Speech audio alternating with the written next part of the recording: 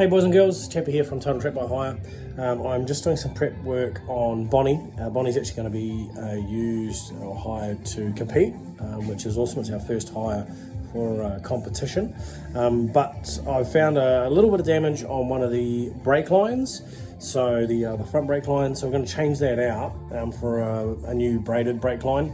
And I've got a brake line off Aussie Performance. The brand he uses is an American brand called Spiegler, or I'm not sure if I'm pronouncing that correctly, but I'll put up a little logo in this video. American made, stainless steel. And what I really like about them is the adjustability of the ends, and I'll show you what I mean by that.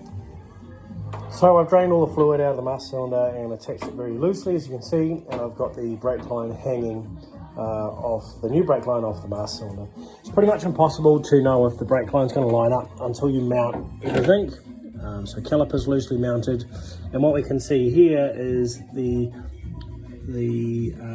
angle of the brake line fitting is incorrect, i.e. I'd have to twist the brake line and sort of bind it up a little bit. You can make it work, but the natural angle of that is hanging at about a 45 degree.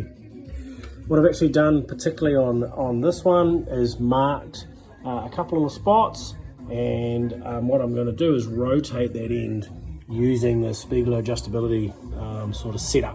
I'll show you that. Okay, so I've got two blue lines. The blue line on the left is where it's at.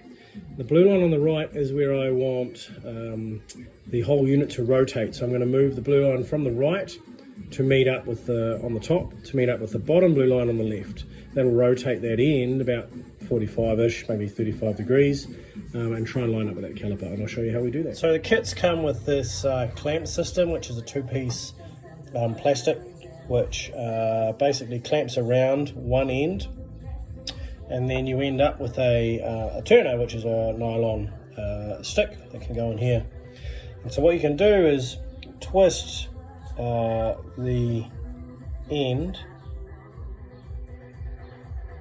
so those parts line up like we wanted, about there, and that's changed the angle of the brake line. So we'll hang it and see if it is what I wanted. Okay, and here we are. Use the old bolts and washers just to mount, because we'll save the new ones till the final fit out. And now that line is, instead of being cocked off, it's actually lined up, and we can put that in there, and that's now going to be far more nicer than binding. It sort of sits a whole lot more natural and goes up into the fairing there. So that's what I really like about these brake lines, is you can, instead of going, oh nah, that needs to be another 45 or 30 degrees, you can actually adjust the line to suit the application. So it's really just the length and fitting, depending if you've got double lines and how that all works. So yeah, that's my Spiegler brake line fitment sort of review. It's the second time I've put these branded ones on. The lines themselves come with new fittings, new crush washers and new bolts, the brake line bolts, which I'll change out. I don't know how often these washers on the original line have been reused, so they will come with those, and the kits come with that block lock tool that you can lock in your vise and then turn the end to make everything line up.